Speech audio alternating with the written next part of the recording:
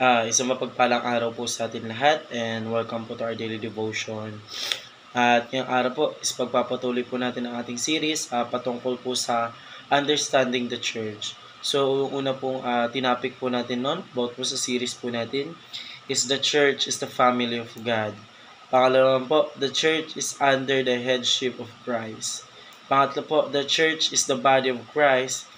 Pang-apat naman po, the Church is the bride of Christ. At yung araw na po yun po, ito po yung ating topic po is the church has task of filling the earth. So pag sinabi po nating task, ito po yung paano nagkakaroon po tayo ng isang matinding pananagutan or actually not pananagutan, like parang responsibilidad po na gagawin po natin. So sabi po dito, the church has a task of filling the earth. So pag sinabi po nating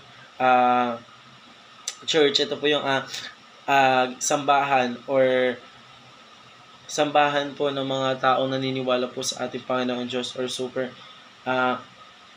ganun na lang po yung paniniwala nila sa ating Panginoon Diyos. So pupunta po sila sa simbahan to pray po and also for the sinners po or may mga para po sa mga kasalanan ng tao.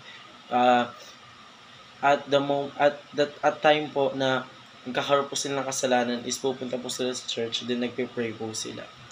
So, para naman po sa ating scripture po, ito po yung matatagpuan sa Genesis chapter 1 verse 28 po. At ito po ang sabi sa English po, God blessed them and said to them, be fruitful and increase in number, fill the earth, the subdue in it. Roll over the fish in the sea and the birds in the sky and over every living creature that moves on the ground. So ito naman po sabi sa Tagalog, sila'y binasbasan ng Diyos at sa kanila'y sinabi ng Diyos, kayo'y magkaroon ng mga anak at magpakarami. Punuin ninyo ang lupa at supilin ninyo ito. Magkaroon kayo ng pamamahala sa mga isda sa dagat, sa mga ibon sa himpapawid, at sa bawat bagay na may buhay na gumagalaw sa ibabaw ng lupa. So, yun po yung ating Bible verse po, no, kung tutuusin po. Kung ating pagmumulimula, yan po is napakaganda po kasi patungkol po ito no, ginawa po ng ating Panginoon Diyos yung mga tao and yung mga iba't ibang creatures po. So, nabigyan po tayo ng chance para mabuhay po dito sa lupa po. So, para naman po sa ating katuruan po, the church is called to disciple all nation. So, pag sinabi po nating disciple all the nation, ito po yung parang yung church po is they need to disciple po the all nation or mas ipakilala pa po yung salita po ng ating Panginoon Diyos or mas ipakilala po pa sa kanila yung kung sino nga po ba si God para they have idea po kung sino nga po pa talaga si God and what role God in this earth po. Kasi as of we know po as a Christian po, ang ating Panginoong Diyos po ang siyang nagbuhay po lahat ng mga creature po dito, gumawa po ng earth po para po may matirahan po yung mga kanyang mga ginawa po, especially po yung mga tao, ibon at mga sa dagat po. So, pangalawang katuruan naman po, the church is called to influence the world.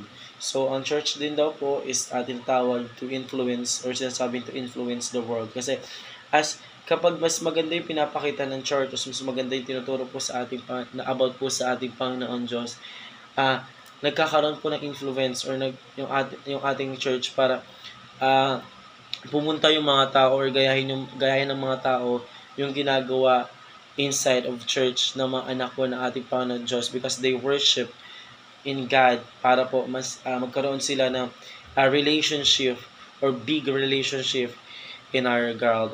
As